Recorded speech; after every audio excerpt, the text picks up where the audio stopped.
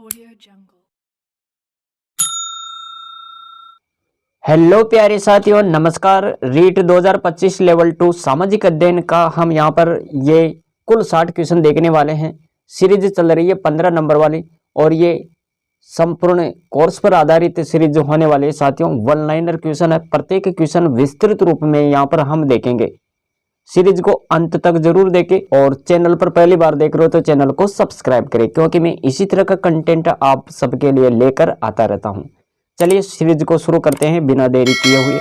आज का पहला क्वेश्चन देखो, सभी क्वेश्चन अति महत्वपूर्ण है और ये जितने भी क्वेश्चन आप यहाँ पर देख रहे हैं सभी क्वेश्चन मॉडल पेपर वाले क्वेश्चन है साथियों, पिछली प्रतियोगी परीक्षा में आए हुए क्वेश्चन है। तो देखो यहाँ पर पहला क्वेश्चन क्या है, क्वेश्चन को ध्यान से पढ़िएगा। ऋग्वेद में वशिष्ठ को किसके पुरोहित के रूप में प्रस्तुत किया गया? तो यहाँ पर उत्तर याद रखें, इसका उत्तर क्या होगा? भरतों को। ऋग्वेद में हम ऋग्वेद के बारे में यहाँ पर देखते हैं। ऋग्वेद में 10 राजाओं के संग से राजा सुदास के 10 राज्य युद्ध का उल्लेख मिलता है। ऋग्वेद में 10 राजाओं के संग से राजा सुदास के 10 राज्य युद्ध का उल्लेख मिलता है। राजा सुदास के पुरोहित वशिष्ठ थे। राजा सुदास भरतों के स्वामी थे। यहाँ पर देखो, रावी नदी के तट पर इस भीषण युद्ध में 10 राजाओं के संघ को पराजित कर राजा सुदास सर्वोपरि सम्राट बने थे। तो यह महत्वपूर्ण जानकारी जो आप यहाँ पर देख पा रहे हैं। अगला क्वेश्चन इसी प्रकार का होगा। दूसरा क्वेश्चन देखो, क्वेश्चन क्या है? वर्ष 1946 में भारतीय नौसेना के नाविकों ने कहाँ विद्रोह किया? 1946 में भारतीय नौसेना के नाविकों ने कहाँ पर विद्रोह किया? तो याद रखें, बंबई में। ऐशवाद भोजन के प्रतिवाद में तथा नाविक बीसी दत्त, जिसे जहाज की दीवारों पर भारत छोड़ो लिखने के आरोप में गिरफ्तार किया गया, उन्हें रिहा करने के लिए वर्ष 1946 को बंबई में नाविकों ने विद्रोह किया। ये जानकारी आप यहाँ पर याद रखेंगे साथियों। 1946 की यह महत्वपूर्ण घटना आप अवश्य याद रखें। भारतीय नौसेना के नाविकों ने कहाँ पर विद्रोह किया था? बंबई में। अगला क्वेश्चन देखो, इसी प्रकार का क्वेश्चन होगा। क्वेश्चन सभी महत्वपूर्ण है और पिछली प्रतियोगी परीक्षाओं में आए हुए क्वेश्चन है ये। कौन सा जनपद श्रेष्ठ घोड़े के लिए विख्यात था? कौन सा जनपद श्रेष्ठ घोड़े के लिए विख्यात था? कंबोज। कंबोज याद रखें यहाँ पर। और प्राचीन समय में कंबोज जनपद अपने श्रेष्ठ घोड़ों के लिए विख्यात था। कंबोज की राजधानी राजपुर या हाटक थी। अंगुत्तर निकाय व भगवती सूत्र में 16 महाजनपदों का उल्लेख मिलता है। तो यह भी आपको यहाँ पर नोट करना है। इसी प्रकार देखो, यहाँ पर चौथा क्वेश्चन क्या कह रहा है? क्वेश्चन है, जोनाथन डंकन ने 1791 में संस्कृत कॉलेज की स्थापना कहाँ पर की थी? तो याद रखें यहाँ पर वाराणसी, बनारस में। 1791 में वाराणसी में ब्रिटिश रेजिडेंट जोनाथन डंकन ने प्रयत्नों के फलस्वरूप संस्कृत कॉलेज की स्थापना की। 1800 में लॉर्ड वेलेजली ने फोर्ट विलियम कॉलेज की स्थापना की। यह भी आपको याद रखना है यहाँ पर। यहाँ पर देखो, पांचवा क्वेश्चन क्या कह रहा है? क्वेश्चन है, महाबलीपुरम के प्रसिद्ध मंदिर किस राजवंश के शासनकाल में बने? महाबलीपुरम के प्रसिद्ध मंदिर किस राजवंश के शासनकाल में बने? तो पल्लव राजवंश के शासनकाल में बने थे महाबलीपुरम के प्रसिद्ध मंदिर। और पल्लव काल कला एवं स्थापत्य के लिए प्रसिद्ध है। पल्लव कला द्रविड़ कला शैली का आधार बनी। यह भी आपको यहाँ पर देखना है। पल्लव कला ही द्रविड़ कला शैली का आधार बनी। पल्लव शासक नरसिंह वर्मन द्वितीय राज सिंह, इसने पल्लव शासक नरसिंह वर्मन द्वितीय राज सिंह ने महाबलीपुरम के प्रसिद्ध सौर मंदिर का निर्माण करवाया। महाबलीपुरम के एकात्मक रत्न मंदिरों का निर्माण नरसिंह वर्मन प्रथम ने करवाया। दोस्तों यहाँ पर देखो, सातवां क्वेश्चन क्या कह रहा है? क्वेश्चन है, किस स्तूप का निर्माण अशोक की एक रानी देवी के निर्देशन में करवाया गया? तो वह स्तूप है सांची का स्तूप, याद रखें यहाँ पर। और सांची के स्तूप को महास्तूप के नाम से भी जाना जाता है, इसे ही कहते हैं महास्तूप। और यहाँ पर आपको यह भी याद रखना है, 1818 में रॉयल्ट रॉयल्ट नामक अंग्रेज ने इस स्तूप का पता लगाया। जॉन मार्शल के निर्देशन में इसका जीर्णोद्धार करवाया गया। तो ये भी आपको याद रखना है यहाँ पर। 8वां क्वेश्चन देखो, रॉलेट एक्ट को काला कानून की संज्ञा किसने दी? रॉलेट एक्ट को काला कानून की संज्ञा किसने दी? तो मोहम्मद इकबाल का नाम याद रखें यहाँ पर। न्यायाधीश सिडनी रॉलेट की अध्यक्षता में, न्यायाधीश सिडनी रॉलेट की अध्यक्षता में 1917 में एक समिति नियुक्त की गई। रॉलेट समिति की सलाह पर, रॉलेट समिति की सलाह पर भारत में 18 मार्च 1919 को रॉलेट एक्ट पास कर दिया गया। इसी के साथ आप ये भी याद रखें, रॉलेट एक्ट द्वारा अंग्रेज सरकार बिना मुकदमा चलाए किसी भी व्यक्ति को जेल भेज सकती थी। अतः मोहम्मद इकबाल ने रॉलेट एक्ट को काला कानून की संज्ञा दी। अगर प्यारे साथियों कंटेंट आपको अच्छा लग रहा है तो वीडियो को लाइक जरूर करें। अगला क्वेश्चन देखो, क्वेश्चन क्या है? प्रथम ज्योतिष जिसने यह पता लगाया कि पृथ्वी अपनी दूरी पर घूमती है, यह ज्योतिष कौन था? तो दोस्तों याद रखें यहाँ पर आर्यभट्ट। आर्यभट्ट गुप्त काल की महान विभूति थे। कुसुमपुर पटना के निवासी थे। आर्यभट्ट ने चंद्र ग्रहण और सूर्य ग्रहण की वैज्ञानिक व्याख्या की तथा बताया कि पृथ्वी अपनी अक्ष पर घूमती है। अगला क्वेश्चन देखो, क्वेश्चन क्या है? त्रिपक्षीय संघर्ष में अंततः कौन विजयी हुए? त्रिपक्षीय संघर्ष में गुर्जर प्रतिहार। और त्रिपक्षीय संघर्ष 8वीं शताब्दी के अंत से शुरू होकर लगभग 150 वर्षों तक अनेक चरणों में चला। यह संघर्ष पाल, राष्ट्रकूट और प्रतिहारों के मध्य कन्नौज को लेकर हुआ था।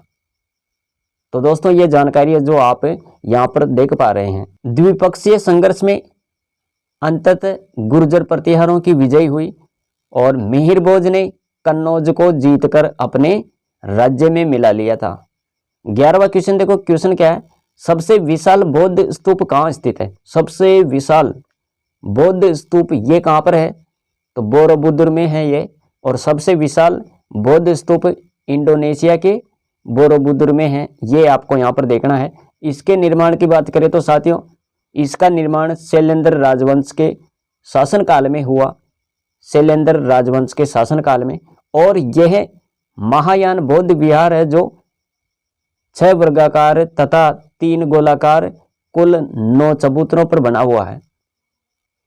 और यह विश्व का सबसे बड़ा और महानतम बौद्ध मंदिर या स्तूप है। यहां पर देखो अगला क्वेश्चन क्या है? शेख बहाउद्दीन जकारिया का संबंध किस सूफी संप्रदाय से है?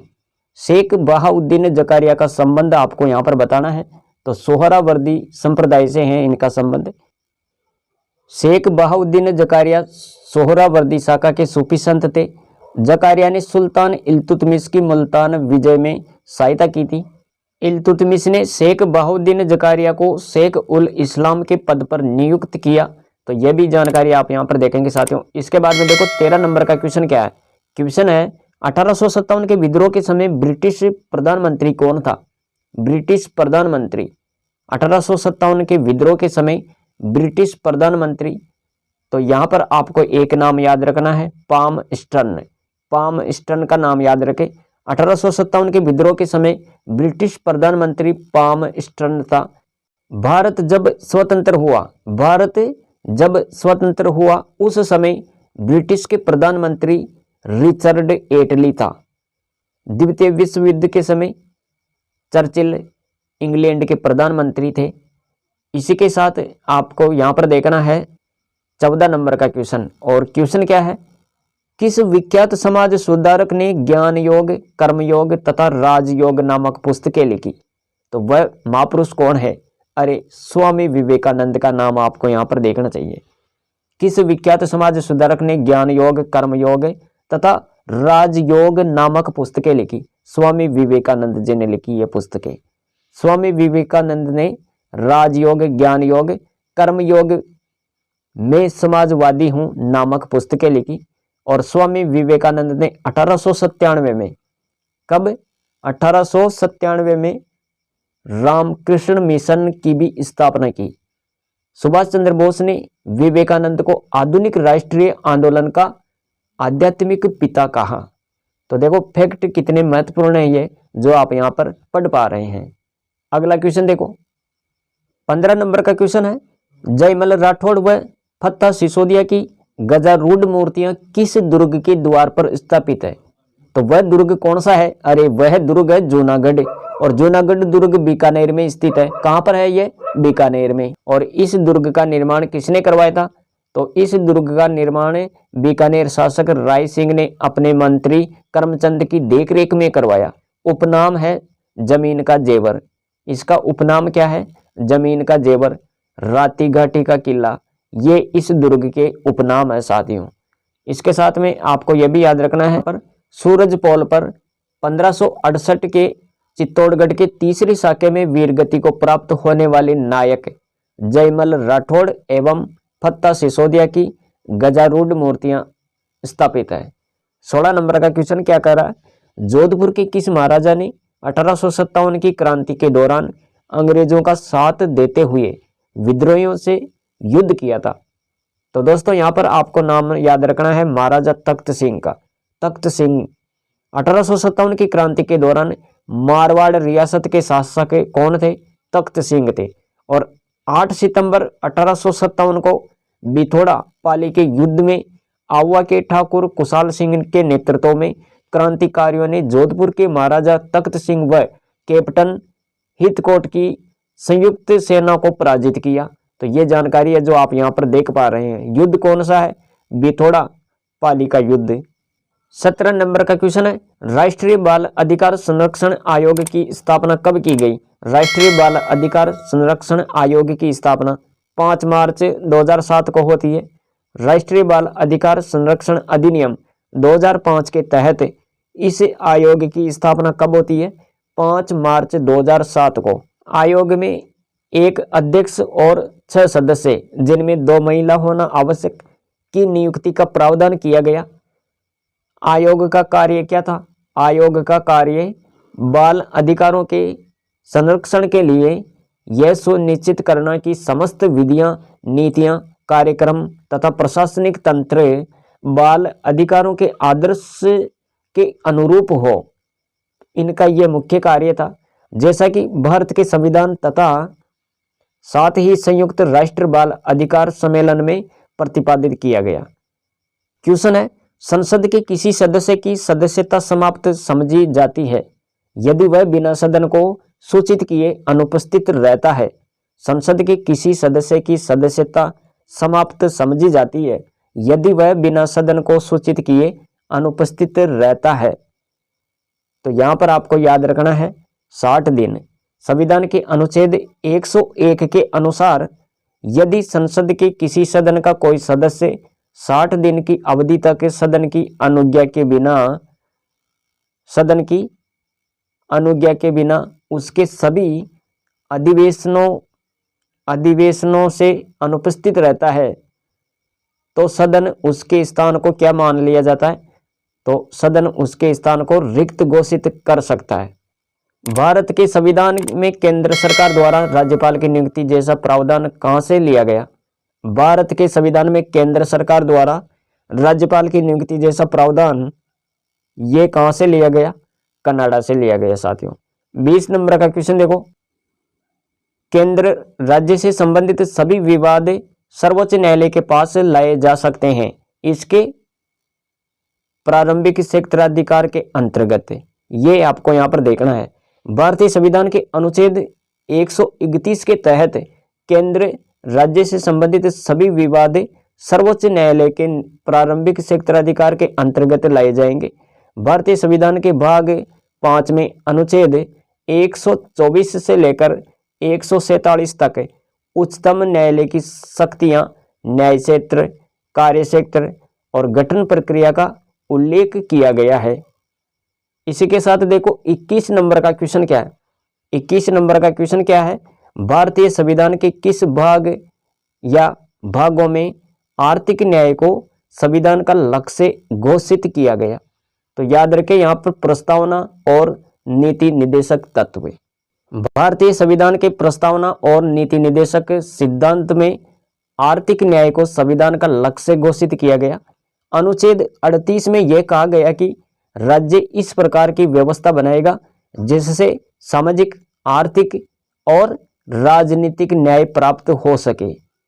इसी के साथ आपको यह भी याद रखना है, इन तीनों प्रकार के न्याय का उल्लेख किसमें मिलता है, तो इन तीनों प्रकार के न्याय का उल्लेख प्रस्तावना में भी किया गया। तो ये आपको यहाँ पर देखना है साथियों। इसके बाद में देखो 22 नंबर का क्वेश्चन क्या है।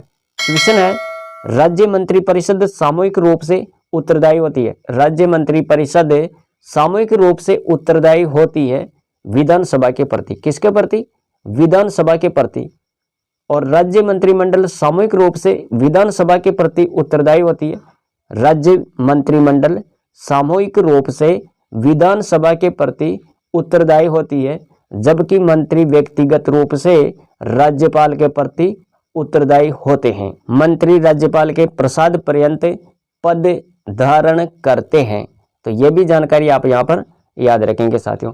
इसके बाद में देखो 23 नंबर का क्वेश्चन अति महत्वपूर्ण है। राज्य मंत्रिपरिषद का कोई सदस्य बिना राज्य विधानमंडल का सदस्य बने कितने समय तक अपने पद पर रह सकता है?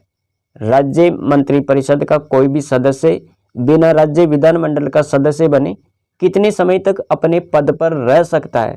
तो दोस्तों याद रखें, यहाँ पर 6 माह तक वह अपने पद पर रह सकता है।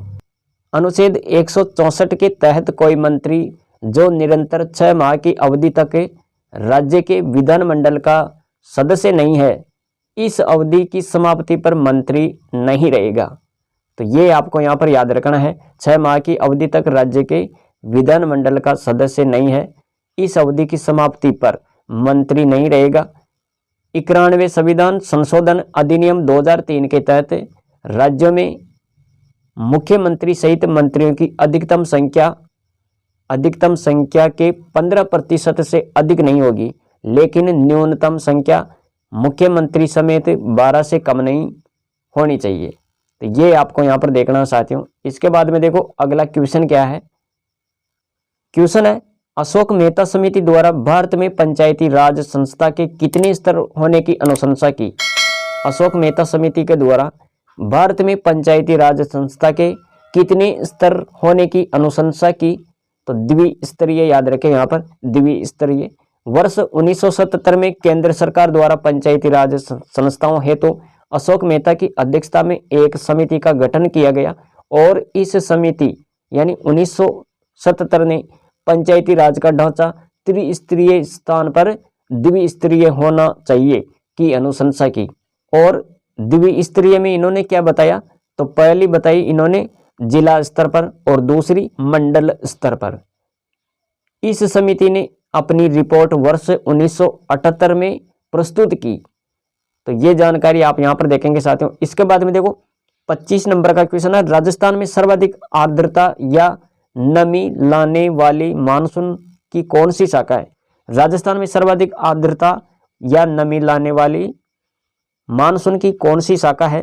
तो अरब सागर की शाखा याद रखें, यहाँ पर अरब सागर की शाखा, अरब सागर की शाखा। राजस्थान में सर्वाधिक आर्द्रता या नमी लाने वाली शाखा अरब सागर की शाखा है, जबकि राजस्थान में सर्वाधिक वर्षा लाने वाली शाखा बंगाल की खाड़ी की शाखा है। राजस्थान में सबसे कम आर्द्रता अप्रैल माह में और राजस्थान में सबसे अधिक आर्द्रता अगस्त माह में। इसी के साथ देखो यहाँ पर 26 नंबर का क्वेश्चन है, रेगुर मृदा के नाम से किसे जाना जाता है? रेगुर मिट्टी, अरे रेगुर मृदा के नाम से किसे जाना जाता है? तो याद रखें यहाँ पर रेगुर मृदा किसे कहते हैं? काली मृदा को कहते हैं साथियों, काली मिट्टी। ज्वालामुखी क्रिया से निकले लावा के विखंडन से निर्मित काली मृदा में जल धारण क्षमता अधिक होने के कारण इसे क्या बोलते हैं? रेगुर मृदा कहते हैं साथियों। काली मृदा में लोहा व एल्यूमिनियम तत्वों की प्रधानता होती है। काली मृदा कपास के लिए उपयोगी है, काली मृदा कपास के लिए उपयोगी मृदा है, इसलिए इसे क्या बोलते हैं? कपासी मृदा भी कहते हैं साथियों। यहां पर देखो अगला क्वेश्चन क्या है, भीकबाई सागवाड़ा परियोजना किस नदी पर स्थित है? माही नदी पर। कौन सी नदी पर? माही नदी पर है। भीखाबाई सागवाड़ा परियोजना कौन सी नदी पर है? माही नदी, याद रखें यहाँ पर। और माही नदी के बारे में आपको यह भी याद रखना है, यहीं पर है बजाज सागर परियोजना, और भीखाबाई सागवाड़ा परियोजना भी माही नदी पर स्थित है। इसी के साथ आपको यह भी नोट करना है, सोम नदी पर कौन सी परियोजना है? तो सोम नदी पर सोम कागदर परियोजना, और जाखम की बात करें तो जाखम परियोजना, याद रखें यहाँ पर। 28 नंबर का क्वेश्चन देखो, क्वेश्चन क्या है? राजस्थान पर्यटन विभाग द्वारा शुरू की गई तीर्थ उड़ान यात्रा को कब प्रारंभ किया गया था? कौन सी उड़ान है यहाँ पर? तीर्थ उड़ान यात्रा, इसको कब प्रारंभ किया गया राजस्थान में पर्यटन विभाग के द्वारा? वर्ष 2016 में इसे शुरू किया गया। तीर्थ उड़ान देवस्थान विभाग द्वारा वर्ष 2016 में शुरू की गई, और वरिष्ठ नागरिक तीर्थ यात्रा योजना, वरिष्ठ नागरिक तीर्थ यात्रा योजना 2016 के अंतर्गत 60 वर्ष या अधिक आयु के नागरिकों को शामिल किया गया। इसके साथ आपको यह भी नोट करना है, 2019 में पंडित दीनदयाल उपाध्याय वरिष्ठ नागरिक तीर्थ यात्रा योजना का नाम वरिष्ठ नागरिक तीर्थ यात्रा योजना किया गया। 29 नंबर का क्वेश्चन है, क्वेश्चन क्या है? राजस्थान में सर्वाधिक तथा न्यूनतम जनसंख्या घनत्व वाले जिलों का सही युग्म क्या है? तो जयपुर और जैसलमेर आपको यहाँ पर याद रखना है। 2011 के अनुसार, जनगणना 2011 के अनुसार सर्वाधिक घनत्व की बात करें राजस्थान में, सर्वाधिक घनत्व तो जयपुर आ जाएगा यहाँ पर, जयपुर 595। इसी के साथ राजस्थान में न्यूनतम घनत्व की बात करें तो जैसलमेर होगा 17। कितना? 17। 30 नंबर का क्वेश्चन देखो, क्वेश्चन क्या है? किस गुप्त वंशीय शासक को 100 युद्धों का विजेता माना जाता है? क्वेश्चन अति महत्वपूर्ण है। किस गुप्त वंशीय शासक को 100 युद्धों का विजेता माना जाता है? तो वह है समुद्रगुप्त। प्रयाग प्रशस्ति में समुद्रगुप्त को 100 युद्धों का विजेता कहा गया है साथियों। और प्रयाग प्रशस्ति के रचनाकार कौन है? हरिसेन। और प्रयाग प्रशस्ति में किसकी जानकारी मिलती है? तो समुद्रगुप्त की विजय का उल्लेख इसमें मिलता है प्रयाग प्रशस्ति में। और समुद्रगुप्त को विसेंट स्मिथ ने भारत का नेपोलियन कहा। तो ये महत्वपूर्ण फैक्ट है जो आप यहाँ पर याद रखें। इसी के साथ देखो यहाँ पर 31 नंबर का क्वेश्चन, क्वेश्चन क्या है? मुगल काल में शासन व राज परिवारों की दैनिक आवश्यकताओं की पूर्ति का कार्य कौन करता था? तो ये नाम आपको यहाँ पर देखना है, मीर ए सामा नाम याद रखना है यहाँ पर। और मुगलों के स्वयं के शाही कारखाने इसी के अधीन होते थे। बहादुर शाह को 1857 की क्रांति के बाद कहाँ निर्वासित कर दिया गया? तो रंगून। ये नाम याद रखें यहाँ पर, रंगून निर्वासित कर दिया गया था बहादुर शाह को 1857 की क्रांति के बाद। 33 नंबर का क्वेश्चन, स्थायी बंदोबस्त व्यवस्था को भूमि का स्वामी किसे माना?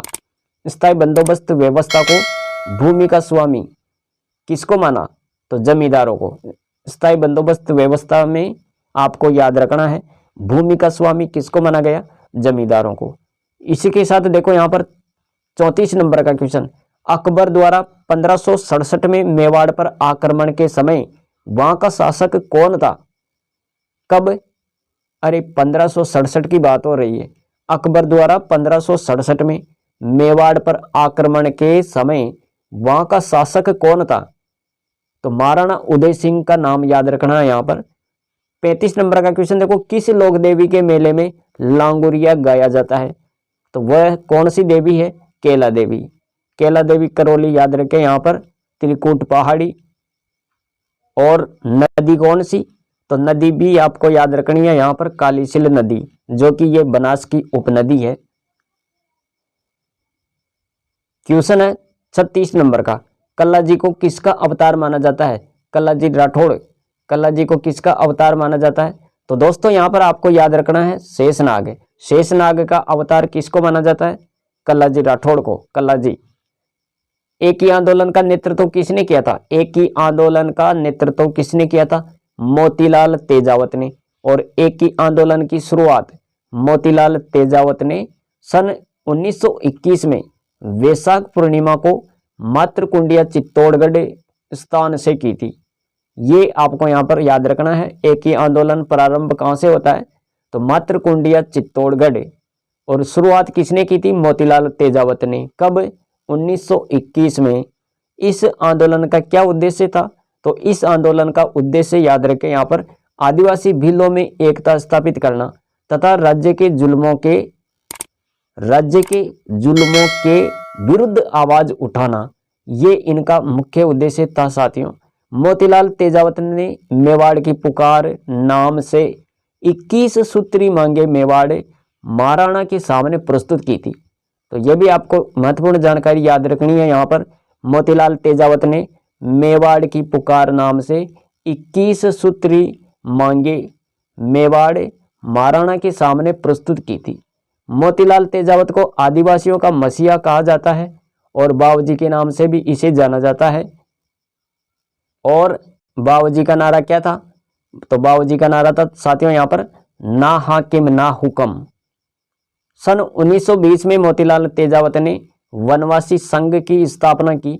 तो यह भी जानकारी आपको यहाँ पर देखनी है साथियों। देखो कितना सारा कंटेंट हम यहाँ पर पढ़ रहे हैं, तो इससे आपका समय खराब बिल्कुल भी नहीं होने वाला है। इससे आपको बहुत कुछ सीखने को मिलेगा। सीरीज को अंत तक जरूर देखिएगा। 38 नंबर का क्वेश्चन देखो, चाइल्ड हेल्पलाइन 1098 में यह सेवा वर्तमान में कितने जिलों में 24 घंटे निःशुल्क आपातकालीन उपलब्ध है? तो 20 जिलों में। ये पिछला मॉडल पेपर है साथियों, तो ये आपको उसी के अकॉर्डिंग हमने यहाँ पर लिख दिया है, तो ये आप याद रखें। क्वेश्चन है, लोकसभा के अध्यक्ष को अपना पद त्याग का पत्र किसे संबोधित करना पड़ता है? तो लोकसभा के उपाध्यक्ष को। लोकसभा के अध्यक्ष को अपना पद त्याग का पत्र किसे संबोधित करना पड़ता है? तो लोकसभा के उपाध्यक्ष को संबोधित करना पड़ता है। ये आप यहाँ पर याद रखें। और अनुच्छेद की बात करें तो साथियों यहाँ पर अनुच्छेद याद रखें। संविधान के अनुच्छेद 93 के अनुसार लोकसभा स्वयं ही अपने सदस्यों में से एक अध्यक्ष और एक उपाध्यक्ष का निर्वाचन करेगी। दोस्तों यहाँ पर देखो 40 नंबर का क्वेश्चन क्या है? क्वेश्चन को ध्यान से पढ़िएगा। यहाँ पर मैंने यहाँ पर टाइपिंग मिस्टेक कर दी है। यहाँ पर निषेधाधिकार नहीं है, यहाँ पर क्या है? यहाँ पर ये शब्द है निषेधाधिकार। ये आपको यहाँ पर देखना है। भारत का राष्ट्रपति अपनी निषेधाधिकार यानी वीटो शक्ति का प्रयोग कर सकता है केवल साधारण विधेयकों के लिए। केवल साधारण विधेयकों के लिए, ये आप यहाँ पर याद रखें। राष्ट्रपति केवल साधारण विधेयकों पर अपनी निषेधाधिकार शक्ति का प्रयोग कर सकता है। भारत के राष्ट्रपति को संसद द्वारा पारित विधेयकों पर निषेधाधिकार करने का अधिकार उतना प्रभावशाली नहीं है जितना कि अमेरिका के राष्ट्रपति को है। तो यह भी जानकारी आप यहाँ पर देखेंगे साथियों। इसके बाद में देखो 41 नंबर का क्वेश्चन क्या है? क्वेश्चन अति महत्वपूर्ण है। भारत के संविधान के उद्देशिका में यानी प्रस्तावना में, भारत के संविधान के उद्देशिका में प्रस्तावना में कितने प्रकार के न्याय की व्यवस्था की गई? 3। कितनी? 3 न्याय की व्यवस्था की गई। तो ये आपको यहाँ पर याद रखना है। भारत के संविधान की प्रस्तावना में सामाजिक, आर्थिक, राजनीतिक न्याय की व्यवस्था की गई। इन तीनों न्याय के तत्वों को वर्ष 1917 की रूस क्रांति से लिया गया। इन तीनों न्याय के तत्वों को वर्ष 1917 की रूस क्रांति से लिया गया। ये आप यहाँ पर देखेंगे साथियों। इसके बाद में देखो अगला क्वेश्चन क्या है? क्वेश्चन है, भारतीय संविधान द्वारा प्रदत्त मूल अधिकारों को निलंबित किया जा सकता है केवल राष्ट्रीय आपातकाल के दौरान। यह समय याद रखें। यहाँ पर राष्ट्रीय आपातकाल के दौरान भारतीय संविधान द्वारा प्रदत्त मूल अधिकारों को क्या किया जा सकता है? निलंबित किया जा सकता है, यानी समाप्त किया जा सकता है। मूल अधिकार नागरिकों के मूलभूत अधिकार है। मूल अधिकार क्या है? नागरिकों के मूलभूत अधिकार है। कुछ मूल अधिकारों को आपातकालीन स्थितियों में निलंबित किया जा सकता है। और आपातकाल का प्रावधान संविधान के भाग 18 के अनुच्छेद 352 से लेकर 360 तक, ये आपको यहाँ पर देखना है। अनुच्छेद 359 के अंतर्गत अनुच्छेद 20 और 21 के अतिरिक्त अन्य अधिकारों को निलंबित नहीं किया जा सकता। अनुच्छेद 359 का प्रयोग राष्ट्रपति द्वारा आदेश जारी करके किया जाता है। तो यह भी जानकारी है साथियों, जो ये अति महत्वपूर्ण जानकारी आप यहाँ पर नोट करें, याद रखें, एक बार और देख लो इसे। आपातकाल का प्रावधान संविधान के भाग 18 के अनुच्छेद 352 से लेकर 360 तक, ये आपको यहाँ पर याद रखना है। अनुच्छेद 359 के अंतर्गत, अनुच्छेद 359 के अंतर्गत अनुच्छेद 20 और 21 के अतिरिक्त अन्य अधिकारों को निलंबित नहीं किया जा सकता। अनुच्छेद 359 का प्रयोग किसके द्वारा? अरे राष्ट्रपति द्वारा आदेश जारी करके किया जाता है। ये आपको यहाँ पर देखना है साथियों। इसके बाद में देखो 43 नंबर का क्वेश्चन क्या है? क्वेश्चन है राज्य कार्यपालिका का वास्तविक प्रधान कौन होता है? राज्य कार्यपालिका का वास्तविक प्रधान मुख्यमंत्री। अनुच्छेद 154 के तहत राज्य की कार्यपालिका का प्रधान राज्यपाल होगा, जबकि वास्तविक प्रमुख की बात करें तो कौन होगा? मुख्यमंत्री। और अनुच्छेद 164 के तहत मुख्यमंत्री की नियुक्ति राज्यपाल करता है। यह भी जानकारी आपको यहाँ पर देखनी है। अनुच्छेद 164 के तहत मुख्यमंत्री की नियुक्ति राज्यपाल करेगा, और राज्यपाल उसी व्यक्ति को मुख्यमंत्री नियुक्त करता है जिसे विधानसभा में उसके दल को स्पष्ट बहुमत प्राप्त हो। 44 नंबर का क्वेश्चन देखो, राज्यपाल विधान परिषद की सदस्यता के लिए न्यूनतम आयु कितनी है? राज्यपाल विधान परिषद की सदस्यता के लिए तो न्यूनतम आयु याद रखें यहाँ पर 30 वर्ष। और संविधान के अनुच्छेद 173 के तहत राज्य विधानमंडल की सदस्यता के लिए अहर्ताएं निर्धारित की गई है। कौन कौन सी? तो देखो यहाँ पर वह भारत का नागरिक हो, विधानसभा एवं विधान परिषद के लिए क्रमशः 25 एवं 30 वर्ष की उम्र पूर्ण कर चुका हो। तो ये आपको यहाँ पर याद रखना है। इसकी सदस्यता के लिए महत्वपूर्ण अर्हताएं निर्धारित की गई है। क्वेश्चन है पंचायती राज व्यवस्था में शासन प्रणाली की संरचना है। पंचायती राज व्यवस्था में शासन प्रणाली की संरचना क्या है? ग्राम, खंड और जिला स्तर पर स्थानीय स्वशासन की त्रिस्तरीय संरचना है साथियों। और त्रिस्तरीय संरचना में क्या क्या याद रखेंगे आप? ग्राम स्तर की बात करें तो ग्राम स्तर पर ग्राम पंचायत हो जाएगी, खंड स्तर की बात करें तो पंचायत समिति, और जिला स्तर की बात करें तो साथियों जिला परिषद। ये आप यहाँ पर याद रखेंगे। इसके बाद में देखो 46 नंबर का क्वेश्चन क्या है? क्वेश्चन है गोगुंदा से कुंभलगढ़ के मध्य स्थित उच्च भूमि क्षेत्र कहलाता है भोराट का पठार। क्या कहलाता है? भोराट का पठार याद रखें यहाँ पर। 47 नंबर का क्वेश्चन है राजस्थान में अरब सागरीय मानसून का प्रवेश द्वार किस जिले को कहा जाता है? तो सबसे पहले राजस्थान में किस जिले से अरब सागरीय मानसून का प्रवेश होता है? तो वह जिला है बांसवाड़ा। और राजस्थान में मानसून प्रवेश की सामान्य तिथि कौन सी है? राजस्थान में मानसून प्रवेश की सामान्य तिथि याद रखें 15 जून। 15 जून। और राजस्थान में सर्वप्रथम मानसून बांसवाड़ा जिले में प्रवेश करता है। और आपको यह भी याद रखना है मानसून इस भाग से सबसे पहले विदा भी हो जाता है। तो यह भी आपको यहाँ पर याद रखना है। अरब सागरीय मानसून से राजस्थान के सिरोही, बांसवाड़ा, डूंगरपुर, उदयपुर जिलों में वर्षा होती है। अरब सागरीय मानसून से राजस्थान के सिरोही, बांसवाड़ा, डूंगरपुर, उदयपुर आदि जिलों में क्या होती है? वर्षा होती है।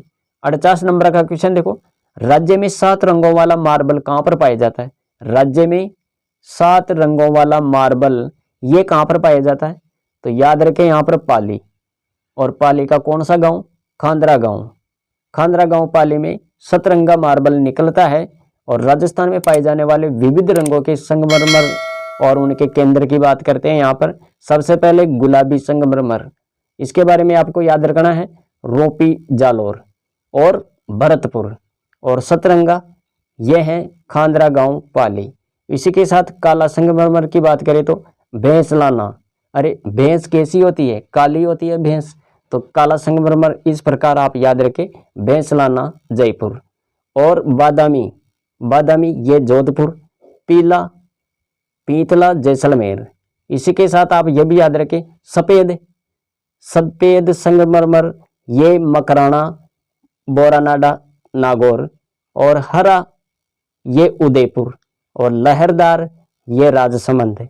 49 नंबर का क्वेश्चन देखो, यहाँ पर क्वेश्चन क्या है, बत्तीसा नाला सिंचाई परियोजना किस जिले से संबंधित है। बत्तीसा नाला सिंचाई परियोजना ये सिरोही जिले से संबंधित है। आबू रोड सिरोही के भाखर क्षेत्र के व्यर्थ बहकर जाने वाले पानी को सिंचाई तथा पीने के काम में लेने के लिए आबू रोड के देलदर गांव के पास बत्तीसा नाला पर बांध बनाने की योजना बनाई गई है। बत्तीसा नाला सिंचाई परियोजना लघु श्रेणी सिंचाई परियोजना है और पाली जिले में जवाई परियोजना जवाई नदी पर बनाई गई है। इसी के साथ आपको यहाँ पर देखना है 50 नंबर का question, centre of excellence tourism training की स्थापना कहाँ की गई। तो दोस्तों याद रखें यहाँ पर Udaipur, centre of excellence tourism training की स्थापना उदयपुर में की गई। इसी के साथ देखो 51 नंबर का क्वेश्चन है, राजस्थान के किस जिले में वर्ष 2001-2011 के दौरान सर्वाधिक जनसंख्या वृद्धि दर पाई गई। बाड़मेर, वह कौन सा जिला है, बाड़मेर है। और यहाँ पर आपको याद रखना है, क्या याद रखेंगे, जनगणना 2011 के अनुसार राजस्थान की दशकीय जनसंख्या वृद्धि दर 21.3% है। राजस्थान के बाड़मेर जिले में वर्ष 2001 से 11 के दौरान सर्वाधिक जनसंख्या वृद्धि दर पाई गई जो 32.5% थी, तथा न्यूनतम वृद्धि दर की बात करें तो श्री गंगानगर 10% जिले की रखी। इसी के साथ देखो यहाँ पर 52 नंबर का क्वेश्चन, राजस्थान की सबसे लंबी सड़क सुरंग किस राष्ट्रीय राजमार्ग पर स्थित है। तो राष्ट्रीय राजमार्ग कौन सा, 52। 53 नंबर का क्वेश्चन है, सफेद बाघ के लिए प्रसिद्ध राष्ट्रीय उद्यान कौन सा है। सफेद बाघ के लिए प्रसिद्ध राष्ट्रीय उद्यान कौन सा है, वन विहार, और ये कहाँ पर है, ये मध्य प्रदेश में है। सफेद बाघ के लिए वन विहार मध्य प्रदेश अभ्यारण्य प्रसिद्ध है, और बाघ रणथंभौर अभ्यारण्य में पाए जाते हैं। यह भी आपको यहाँ पर राजस्थान में आपको याद रखना है। ये एशियाई शेर की बात करें तो एशियाई शेर गिर राष्ट्रीय उद्यान, और ये कहाँ पर, गुजरात में। पालघाट दर्रा आंतरिक सूचना संचारण प्रदान करता है।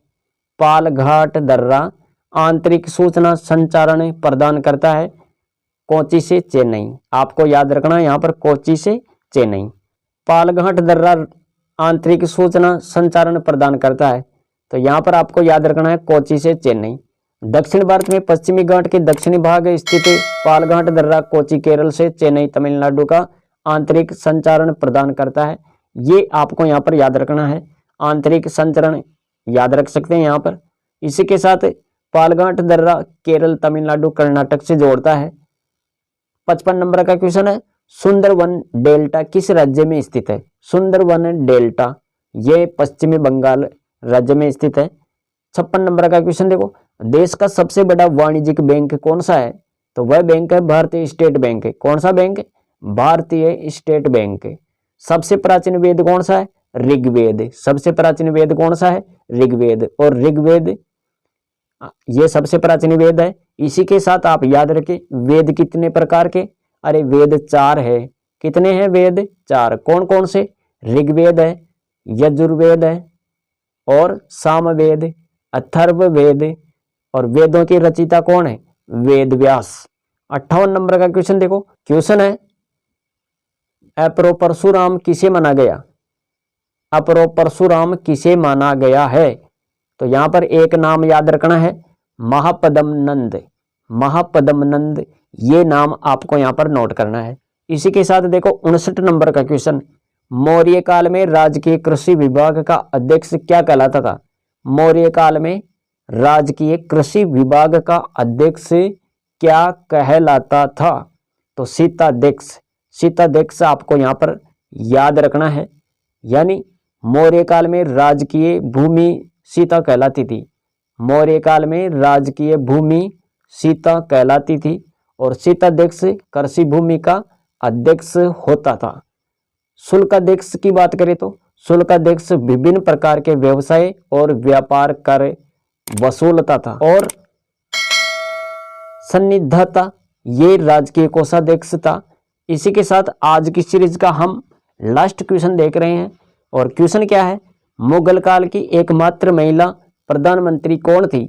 मुगल काल की एकमात्र महिला प्रधानमंत्री वह कौन थी? तो याद रखें महाम अनगा। क्या नाम याद रखोगे यहाँ पर?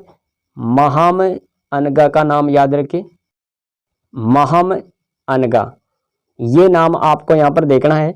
इसके साथ आपको ये भी नोट करना है अकबर के शासनकाल के दौरान महाम अनगा का प्रभाव था और वह कौन थी अकबर की? तो वह अकबर की दाई माँ थी साथियों।